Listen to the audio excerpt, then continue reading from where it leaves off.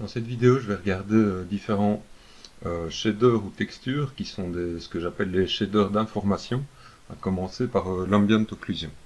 Donc c'est des shaders qui vont nous donner des informations sur nos surfaces.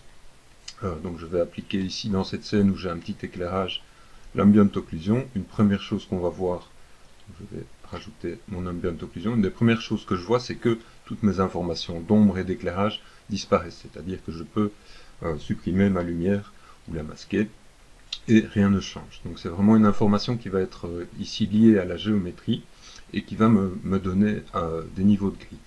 Alors une deuxième chose que je peux dire, c'est que pour vraiment bien voir l'ambient occlusion, je peux venir en RAW ici et je vais vraiment avoir un reflet visuel ici dans mon affichage, des dégradés, des niveaux de gris, donc des valeurs 0 noir et 1 blanc, et les niveaux de gris qui reflètent vraiment mon ambient occlusion ici quand je suis en RAW en linéaire. Alors pour essayer de comprendre comment fonctionne l'ambient occlusion, j'ai créé ici un cône sur pointe, donc qui est tronqué à la base et tronqué au-dessus. Donc vous pouvez imaginer qu'il y a une surface sphérique ici et une petite surface sphérique en dessous. Donc quand je prends les paramètres de l'ambient occlusion, on a trois paramètres ici, le spread qui va, quand il est, donc ici on serait plus ou moins pour ce cône-ci à un spread de 0,5. Si le spread est à 0 ou 0,1, on a un cône qui est beaucoup plus pointu ici. Si le spread est à 1, j'ai en fait une demi-sphère. Donc mon cône devient un disque et ma surface sphérique ici dessine un volume en demi-sphère. On a le near clip qui indique le rayon de la pointe à ce premier plateau et le far clip qui indique la distance complète, la hauteur complète du cône. Alors ceci définit donc un volume qu'on va venir déplacer perpendiculairement à la normale des faces en chaque point de la surface. Donc ça c'est Arnold qui fait le calcul pour nous. Et si on va regarder ce que ce volume rencontre dans la scène. Donc ici, s'il ne rencontre rien, ben, je vais avoir un point blanc.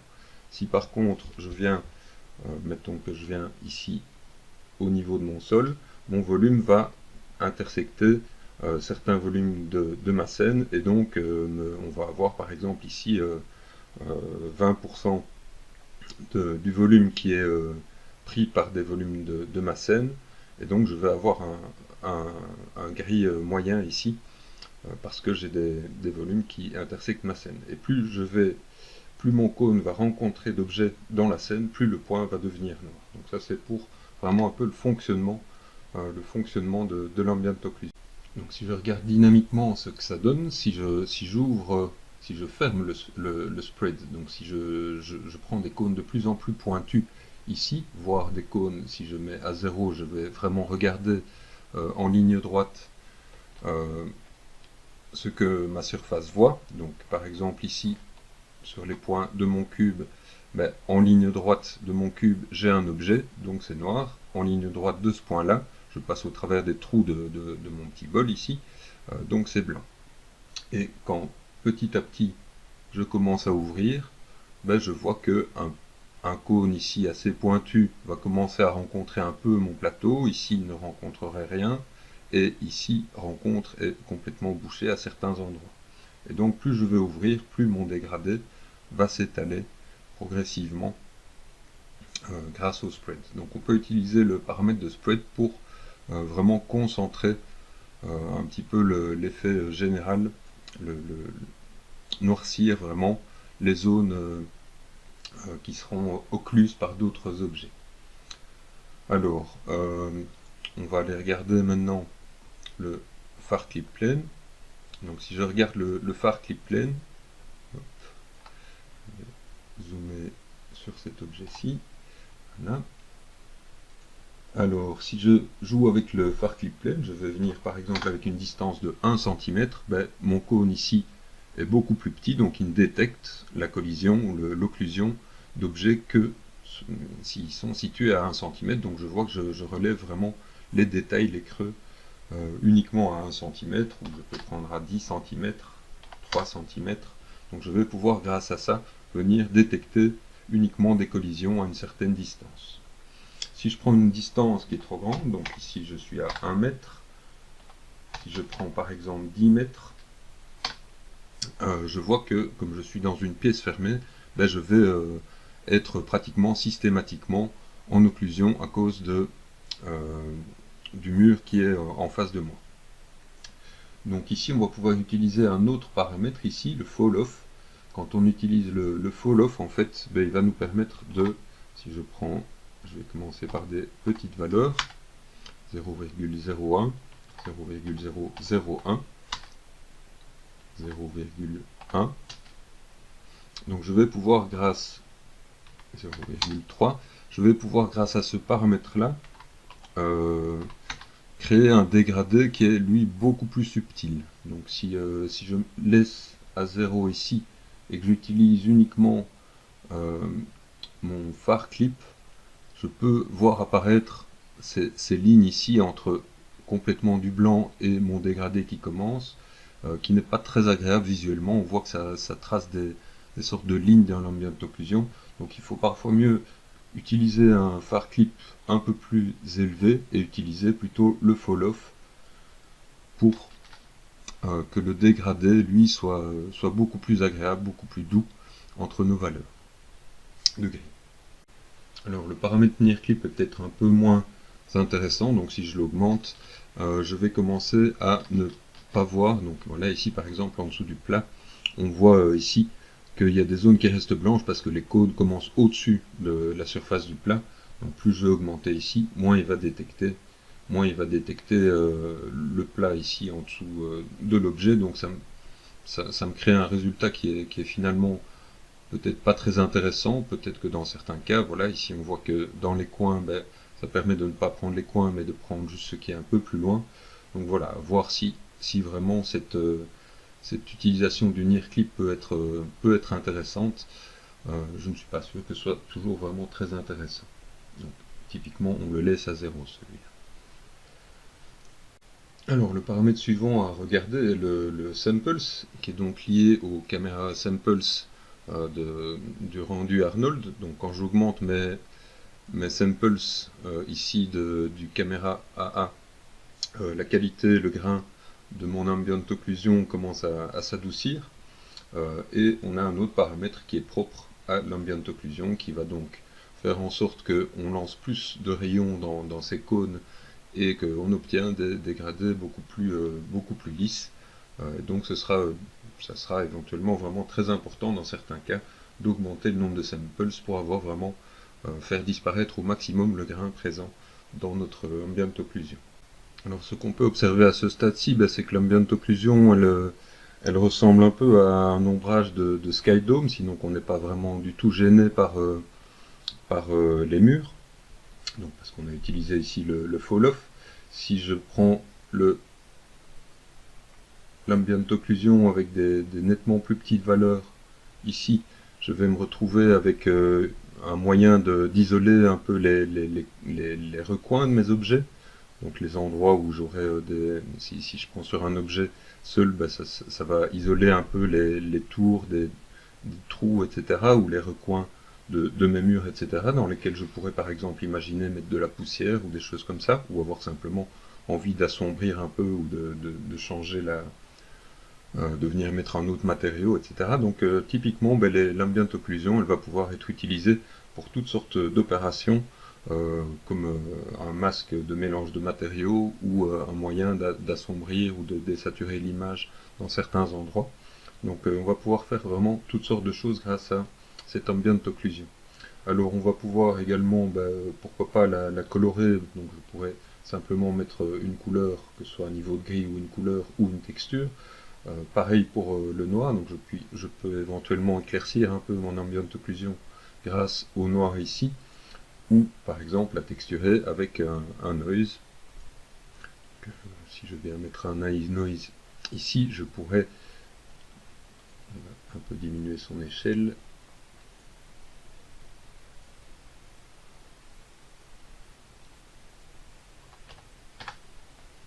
Je pourrais vraiment avoir une ambient occlusion texturée ici par un noise. Et si je diminue le phare clip ici par exemple, je vais voir que le noise va me permettre peut-être de créer un masque qui sera cette fois texturé, qui va me permettre de mélanger des matériaux de manière un peu plus irrégulière qu'avec juste un dégradé très régulier. Alors je pourrais utiliser autrement des noise, je pourrais les mettre par exemple ici en bump mapping, je viens ici mettre une texture, de nouveau je vais reprendre par exemple un cell noise ici, donc je le connecte à mon bump value ici. Je vais peut-être faire un ou l'autre réglage, me mettre en world ici pour avoir quelque chose de régulier, diminuer un peu mon amplitude ou la valeur du bump. Et donc je vois que l'ambient occlusion va réagir également si j'ai du bump sur mes objets, donc je peux vraiment utiliser ce canal de normal pour mettre du bump. Alors je voudrais montrer qu'on pourrait aussi simplement inverser, donc c'est bête à dire, mais on pourrait simplement inverser notre ambient occlusion pour obtenir un masque qui ait des valeurs supérieures à 1 dans certains endroits et noir là où c'était blanc. Donc ça peut être vraiment intéressant parfois de faire ça. Alors je vais regarder maintenant la case Invert Normals. Cette fois-ci on va utiliser l'ambient occlusion pour venir détecter ça va plutôt refléter l'épaisseur des objets. Donc je vais à la limite même l'inverser ici. Donc je vais voir que les objets les plus clairs, on ne va pas considérer le sol ici parce qu'il y a une intersection de deux objets entre eux, donc ça ne reflète pas bien ça, mais sur les autres objets je peux voir que plus c'est blanc ici, plus mes objets sont fins, plus mes pièces sont fines ici. Donc je pourrais utiliser mon fall off. S'il est à 0, je ne vois pas grand chose. S'il est à 0, on va le mettre à 10, 1, 0, 1, 0, 0, 1. Donc je peux voir qu'avec différentes valeurs ici, je vais détecter différemment mes épaisseurs, plus ou moins concentrées sur des petites épaisseurs ou des épaisseurs un petit peu plus larges. Et donc voilà, ça peut être parfois très intéressant aussi pour venir créer des maps qui vont nous permettre de poser des choses sur les coins, les détails extérieurs des objets. Donc si j'avais des petits détails extérieurs comme ça ici, je viendrais isoler ces formes-là. Si je coche la case Self Only, cette fois l'ambient occlusion se calcule uniquement pour un objet lui-même sans tenir compte des autres objets de la scène. Donc si je regarde par exemple le fauteuil maintenant, avec ou sans Self Only, on voit bien vraiment ici en dessous. Si je décoche, je ne détecte plus la présence de sol vu qu'il n'est plus considéré dans le calcul. Et donc mes faces ici vont être pratiquement blanches, ou mes faces ici à l'extérieur, autour de mon fauteuil, vont être blanches. Et donc l'ambient occlusion ne se calcule que entre les parties de l'objet ici. Alors les trace sets ici vont permettre d'aller un peu plus loin. Pour utiliser les trace sets, il faut commencer par venir écrire dans les shape nodes des objets des chaînes de caractères ici. Là j'ai mis 1, 2, 3 sur différents objets, donc j'ai mis 1 sur deux objets ici, j'ai mis 2 sur les deux parties du sol et 3 sur le cube ici. Donc on va voir ce que ça donne quand on l'utilise. Donc si j'écris 1 ici, je vais pouvoir isoler l'ambient occlusion qui est généré par ces deux objets-ci, tagués 1. Je vais avoir l'ambient occlusion donc des objets entre eux, des objets avec eux-mêmes et des objets sur les autres objets de la scène. Donc ici il y a un certain fall-off qui est mis, mais je pourrais éventuellement ne pas l'utiliser et avoir mon ambient occlusion vraiment sur tous les objets de la scène.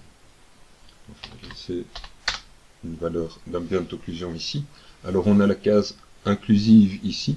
Si je la décoche, c'est l'ambient occlusion qui est calculée et l'ambient occlusion dans toute la scène, à l'exception de l'ambient occlusion générée par ces objets-ci. Donc j'ai l'ambient occlusion des objets sur ces objets-ci, donc on le voit ici au niveau du sol, mais pas l'ambient occlusion générée par cet objet-ci sur le sol. Donc c'est exactement l'opposé de ce que j'ai ici, donc ça me permet d'isoler l'ambient occlusion générée par certains objets. Je pourrais tester avec, par exemple, l'ambient occlusion générée par le sol. C'est donc ma petite chaîne tout. Donc c'est l'ambient occlusion générée par le sol sur le sol lui-même ou sur d'autres objets, ou l'inverse, l'ambient occlusion générée par les objets entre eux-mêmes et sur le sol. On va encore observer ce qui se passe si je rajoute un autre objet dans le groupe ici du sol. Donc si je rajoute la pièce, je vais vraiment isoler les ombres des objets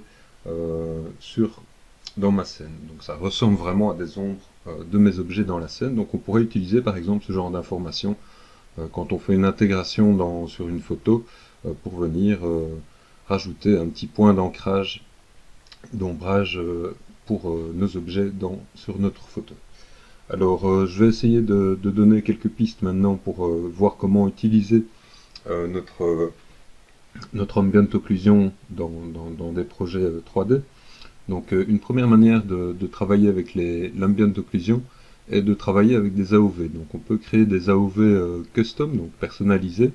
Donc je vais par exemple ici créer un AOV ambient occlusion ici. Alors je me retrouve ici dans les paramètres de mon ambient occlusion et je vais venir la récupérer d'abord. Donc je vais venir mettre mon ambient occlusion ici. Je vais prendre l'ambient occlusion elle-même. Voilà, je vais venir la glisser avec le bouton du milieu dans le shader. Et ceci va me générer une passe d'ambient occlusion. Donc si sur ma scène maintenant, sur ma scène j'ai un matériau classique, je vais remettre le standard surface. Donc je vais avoir ma passe classique avec mes matériaux que j'ai mis sur ma scène. Et je vais avoir une passe spécifique qui utilise mon matériau ambient occlusion comme je l'ai configuré dans ma scène. Donc je vais pouvoir récupérer ça dans des logiciels tels que Nuke pour venir faire, par exemple, utiliser cette ambient occlusion comme un masque pour venir assombrir un petit peu, pas forcément noircir, donc pas forcément multiplication, mais je pourrais simplement l'utiliser pour assombrir un petit peu les couleurs sous mes objets. Donc je pourrais me créer comme ça plusieurs passes d'ambient occlusion ici. Donc une ambient occlusion juste pour les objets ou une ambient occlusion globale. Alors une petite chose à retenir, c'est, vous vous souvenez que tout à l'heure j'étais passé du rendu avec la correction E6 ici. J'étais revenu en linéaire, donc pour avoir vraiment mon information de noir et blanc classique. Quand on sort des informations de ce type-là, on va venir se mettre ici en float. Donc venez faire ce petit réglage float ici pour bien obtenir vos passes de rendu sans la modification d'affichage ici, pour pouvoir les traiter correctement en post-production. Donc une autre manière d'utiliser l'ambient occlusion, ce serait de la mettre comme vraiment matériau d'un objet. Le problème quand on fait ça, on voit que ça réagit un peu comme un matériau avec de l'émission qui va commencer à éclairer les autres objets de la scène et qui ne tient absolument pas compte de l'éclairage, donc c'est peut-être pas la meilleure manière de l'utiliser. Donc on va voir que ce serait plus intéressant de l'utiliser comme un masque, et je vais par exemple mettre une couleur ici en utilisant un color correct. Donc je viens avec mon color correct ici, je choisis une couleur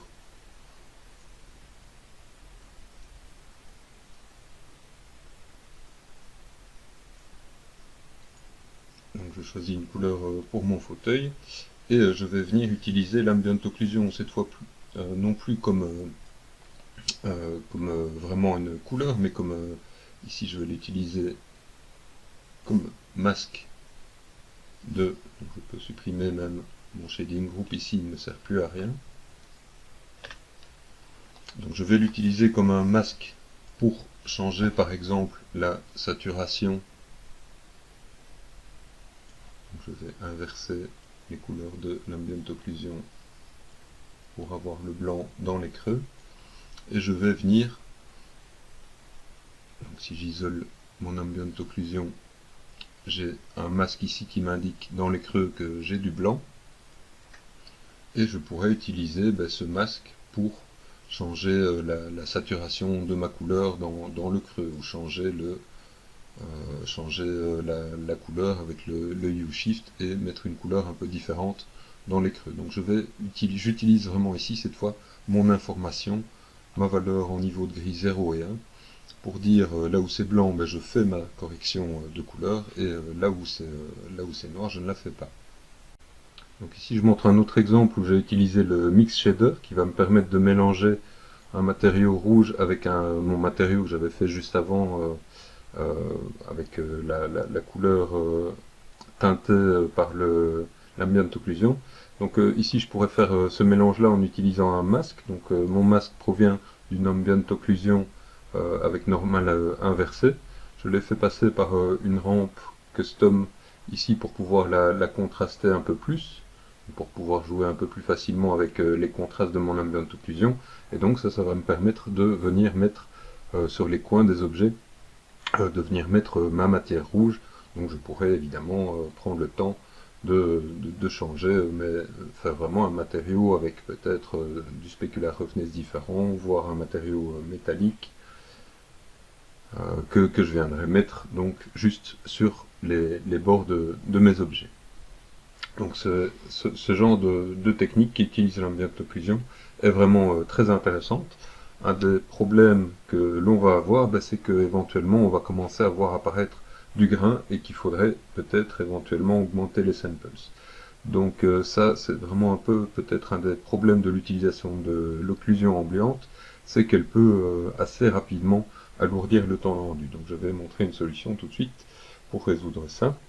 Donc pour éviter d'avoir l'ambient occlusion qui se calcule chaque fois que notre shader se fait, donc si j'ai une animation, on va devoir chaque fois utiliser une ambient occlusion avec peut-être des samples élevés pour avoir une certaine qualité, donc ça va vraiment alourdir nos temps de rendu. Donc on va faire une autre opération préalable. Donc je suis venu mettre une ambient occlusion sur mon objet avec un bon nombre de samples et des paramètres que j'ai réglés correctement. Je vais venir sélectionner bien mon objet et venir dans l'utilitaire, venir chercher l'utilitaire rendu de la sélection en texture. Je définis mon output folder en cliquant ici et en choisissant mon dossier, ma résolution, je vais mettre par exemple en 1024. Je pourrais augmenter le nombre de samples ici, caméra AA, qui vont être utilisés pour ce rendu en texture. Alors je vérifie bien que le Extend Edge est ici coché.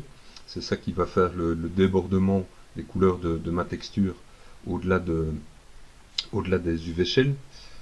Je viens vérifier que je suis en EXR ici et je vais mettre en Color Space Raw pour ne pas avoir de transformation de ma texture au niveau du rendu. Donc je veux que mes EXR soient en RAW ici. Et je vais lancer mon rendu. Je coupe la vidéo le temps que le rendu s'exécute.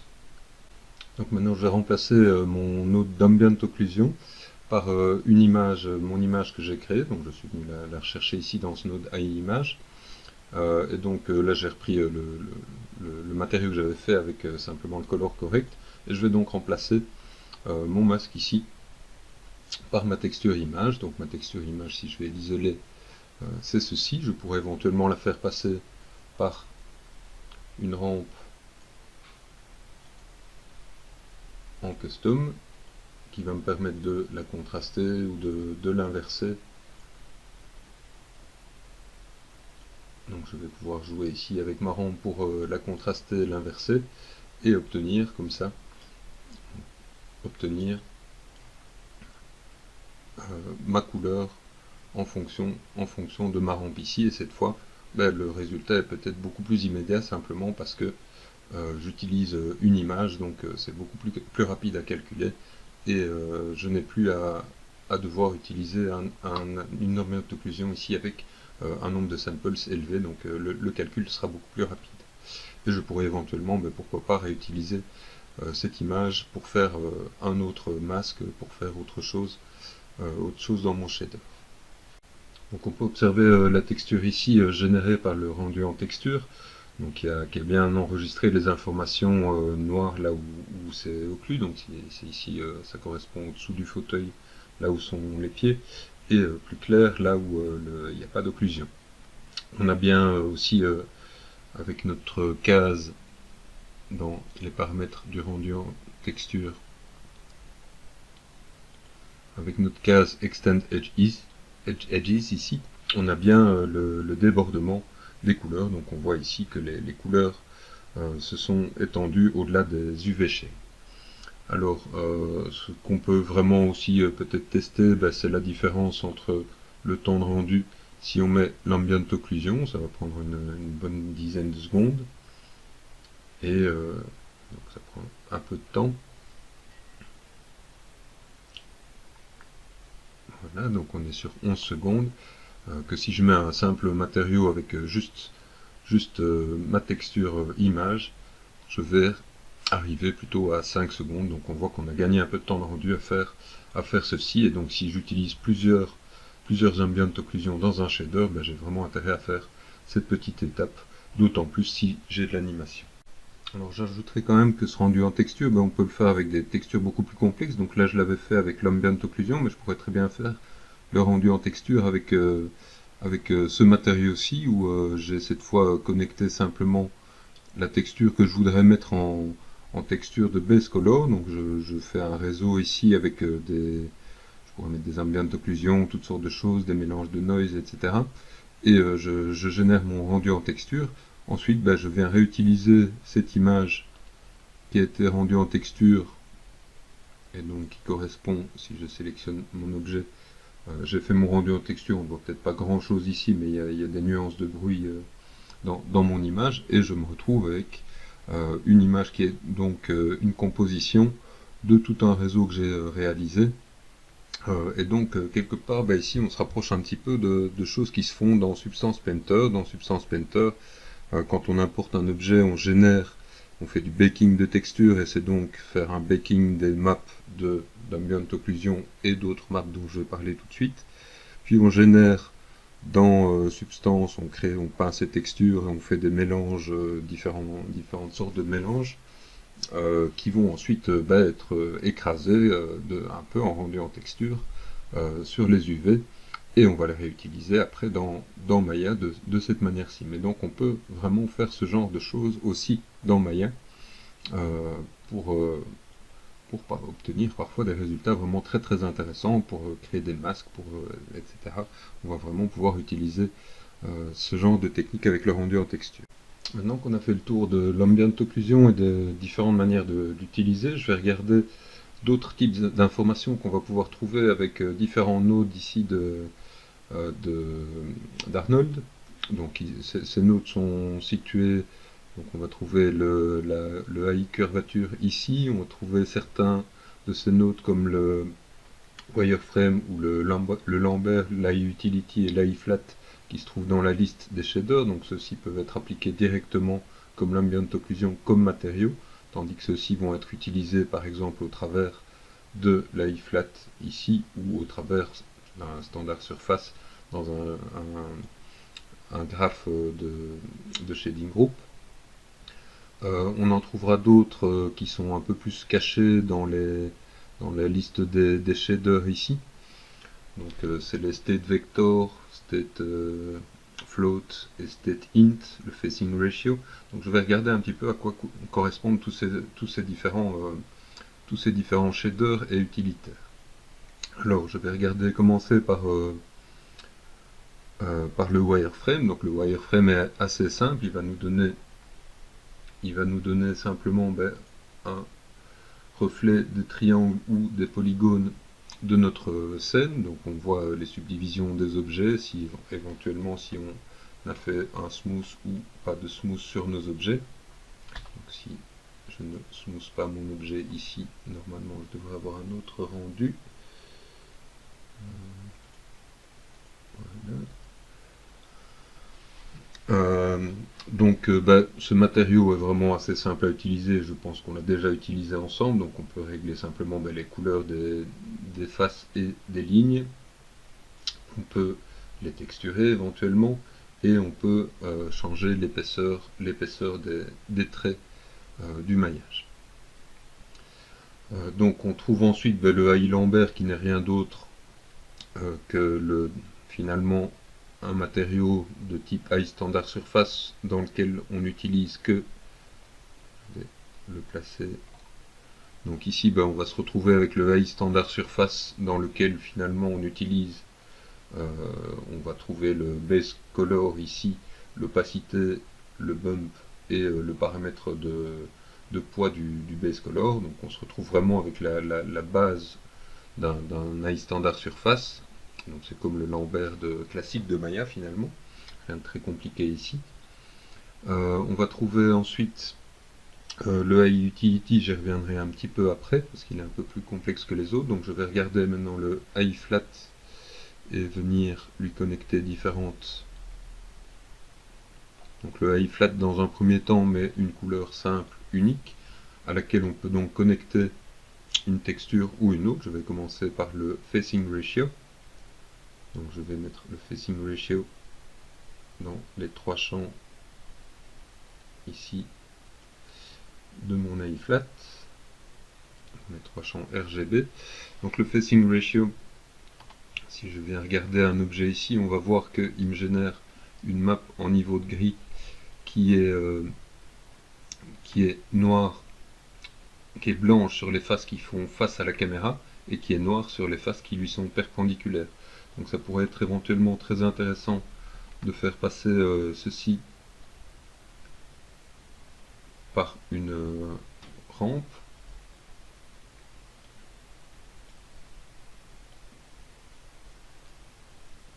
Donc ici j'utilise ceci avec une rampe. Je pourrais par exemple inverser les niveaux de gris. Pour vraiment bien voir à quoi correspond mon facing ratio, ou l'utiliser avec toutes sortes de transformations liées à cette rampe custom. Donc on pourrait aussi la faire passer par un high range ou toutes sortes de traitements qu'on a pu faire autrement. Donc ça peut être vraiment aussi intéressant d'utiliser le high range. Ou on pourrait par exemple utiliser le bias et le gain qui ne modifient pas le noir et blanc, mais qui vont nous permettre de resserrer cette rampe ou de la rendre plus douce. Donc on pourrait utiliser ça dans notre matériau high standard surface en opacité, on pourrait l'utiliser dans la passe d'émission ou pour changer une couleur sur les rebords de l'objet pour faire des effets graphiques intéressants. Donc on peut vraiment faire beaucoup de choses avec le facing ratio. Alors je vais maintenant regarder le curvature, donc je l'ai connecté au high flat qui est appliqué à tous mes objets. Dans un premier temps on ne voit pas grand chose, mais ça c'est parce que mon radius est vraiment trop peu élevé ici.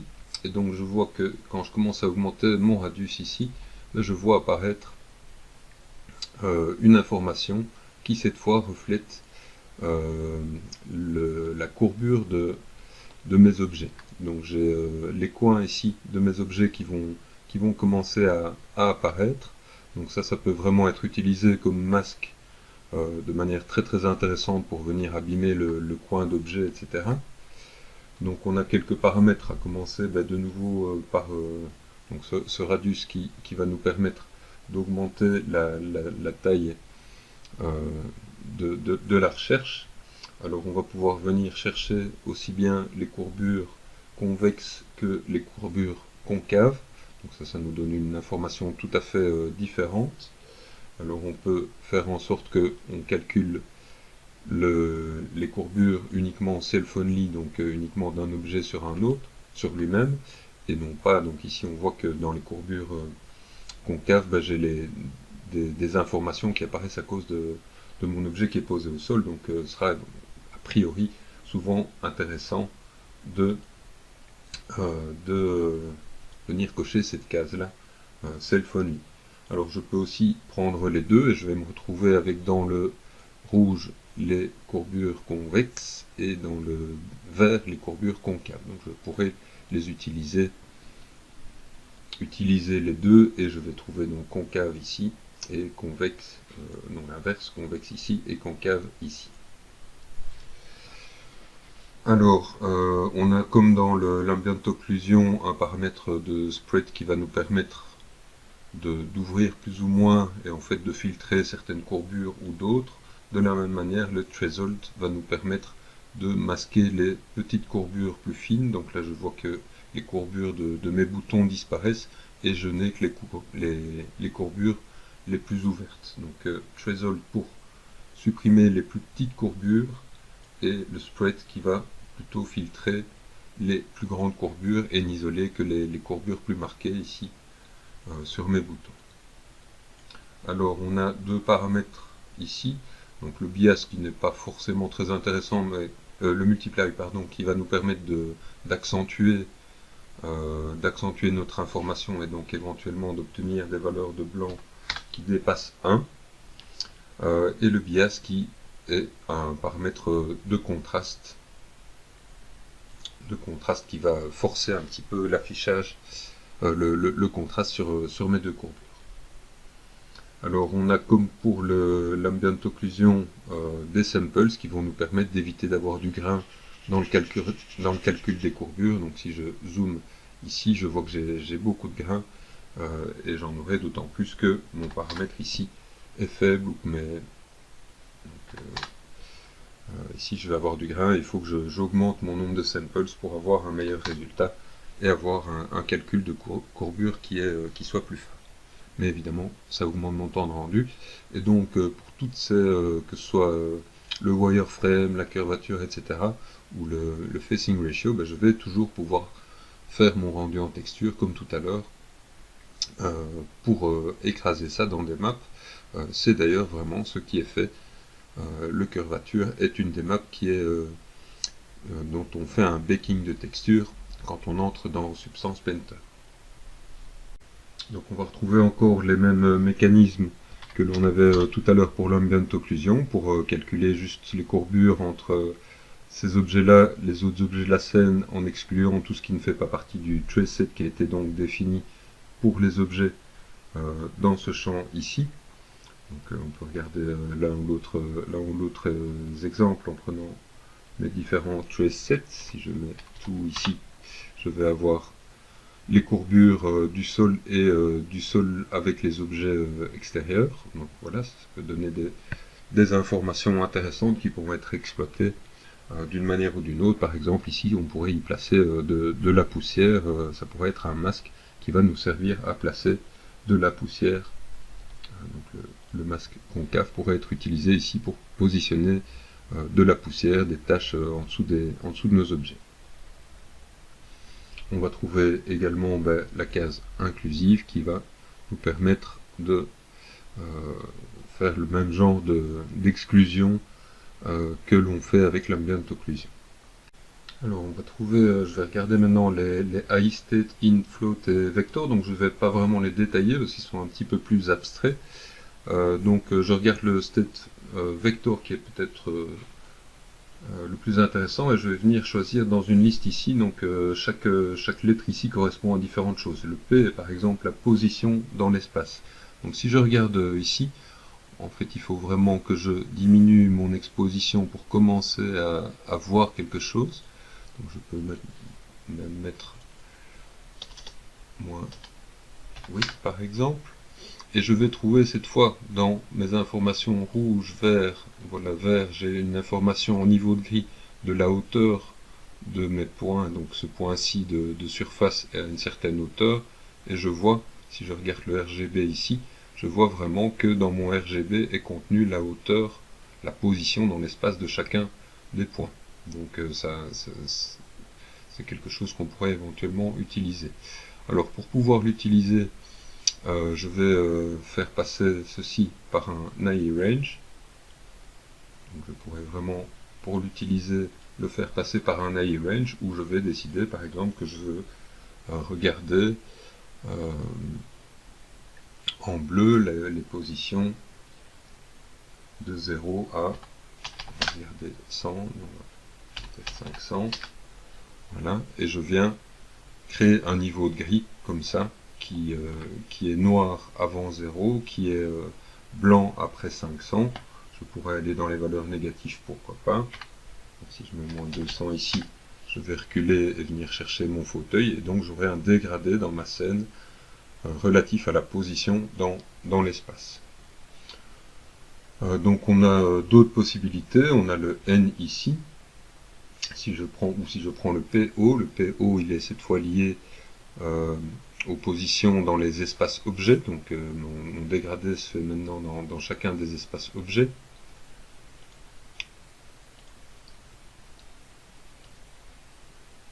Donc, si je prends par exemple le vert de 0 à 10, je vais avoir mon dégradé autour des points de pivot de chaque objet. Donc, si je prends mon objet ici, son pivot est à la base, cet objet ici, son pivot est au milieu, et si je le monte, je le descends, on voit que cette fois le dégradé est lié.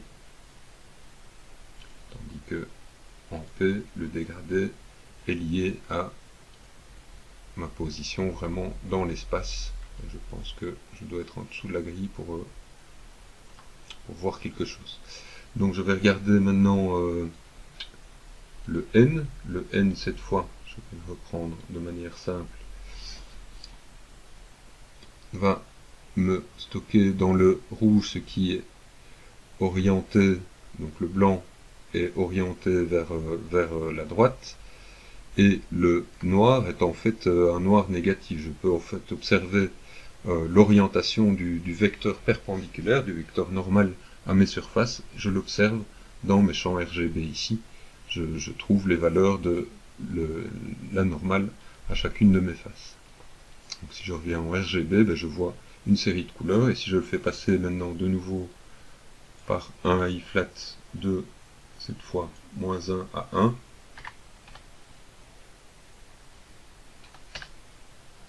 je vais trouver dans mon rouge, noir c'est vraiment orienté vers la gauche, blanc orienté vers la droite, et j'ai un dégradé qui est cette fois beaucoup plus continu selon l'orientation. Les grilles foncées orientent presque vers la gauche, les grilles claires orientent presque vers la droite. Et donc je trouve les orientations haut et bas ici, je trouve les orientations avant-arrière ici. Donc je vais revenir en vert par exemple. Je pourrais donc utiliser maintenant mon high range pour prendre uniquement les orientations qui sont de 0,5 à 1, et j'obtiens un masque qui me permettrait par exemple de venir déposer de la poussière sur mes objets. Si je vais chercher le masque de -1 à -0,5, je me retrouve avec un masque qui me crée,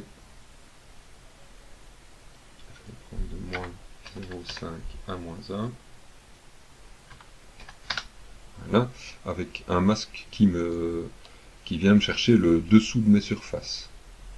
Donc si je vais le chercher, si je vais regarder en rouge, j'aurai les orientations qui sont les plus vers la droite. Donc c'est une certaine manière d'obtenir des masques, mais par exemple pour poser des poussières, ça peut vraiment être intéressant d'utiliser ce Stettin Vector N au travers d'un AI range. Voilà, c'est peut-être un petit peu complexe tout ceci. Alors je vais regarder maintenant le AI Utility. Donc le AI Utility est en quelque sorte une combinaison de tous ces state vector, AI flat, wireframe, Lambert, etc. que je viens de voir. Tout ça est un peu combiné en un seul. Donc on n'y trouvera pas le curvature, mais sinon on trouve pratiquement tous les autres. Donc on commence par décider si on utilise un AI flat ou un Lambert ou un ambient occlusion. On va trouver une petite série des... Donc on va trouver en fait uniquement le phare clip plane ici. On pourrait choisir un aspect métallique ou un aspect plastique. Donc c'est quelque part un Lambert avec en plus du spéculaire ou du spéculaire métallique. Et on trouve aussi le MD2I, donc qui correspond au facing ratio, exactement la même chose que le facing ratio, donc noir sur les côtés et blanc sur les faces qui font face à la caméra. Donc quelque chose qui dépend de l'orientation de la caméra. Donc, si je me remets maintenant en flat ici, je vais trouver dans le deuxième choix ici la possibilité de venir chercher en fait par exemple ce que j'avais tout à l'heure, normal, c'est-à-dire le N ici. Je pourrais venir chercher, donc, je pourrais le combiner éventuellement avec une ambient occlusion ou le combiner avec un ND2I. Alors je peux venir chercher d'autres informations. On a toutes sortes d'informations comme les coordonnées UV par exemple ici. Dans le U, on va trouver, dans le rouge, on va trouver la coordonnée U, un dégradé de noir et blanc pour les valeurs de... Donc si tel point est en 0 noir, il va être en 0 en U. Blanc, il va être en 1 en U. Dans le vert, on va trouver les coordonnées V. Et on a donc cette coloration un peu typique de l'affichage des coordonnées UV. On peut aussi isoler soit la coordonnée U, soit la coordonnée V. On trouve d'autres possibilités. On trouverait par exemple les wireframes, ici. On va trouver ici, si j'ai des informations, par exemple ici je n'ai pas fait les UV sur un objet, je peux avoir une information qui me dit que mon UV n'est pas réalisé. Alors je pourrais avoir des informations du nombre de lumières dans ma scène, ici je n'en ai qu'une, mais si je duplique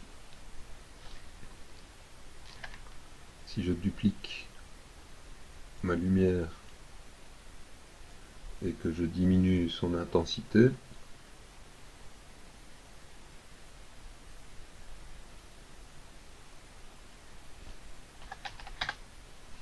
je vais voir que selon le fait que j'ai une ou plusieurs lumières, donc je vais peut-être la dupliquer, je vais avoir une certaine coloration différente, de plus en plus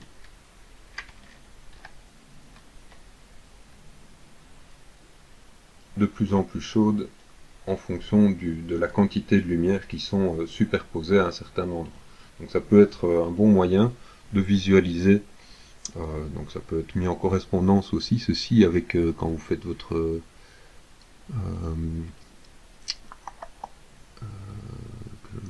lights.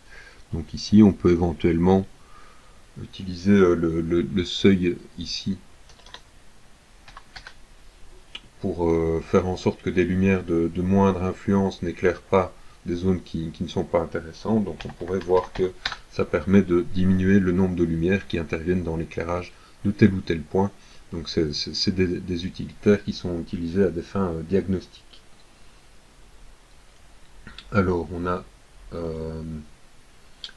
d'autres informations, reflection line qui va nous donner une sorte d'affichage qui nous permet de vérifier la qualité des surfaces. Donc je vais refaire un smooth ici.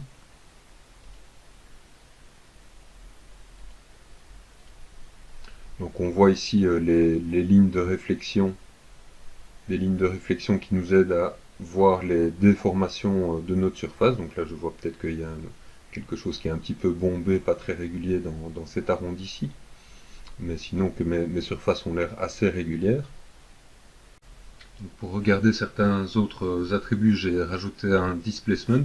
Donc je fais juste un petit rappel sur le fait que on a cette case auto bump qui nous montre, donc si je la décoche, je vais avoir un bump qui est vraiment lié à mon wireframe ici, donc à la résolution de mon wireframe, et que les informations supplémentaires qui seraient contenues dans mon noise vont être en fait activées avec, comme si j'avais connecté un bump à mon matériau.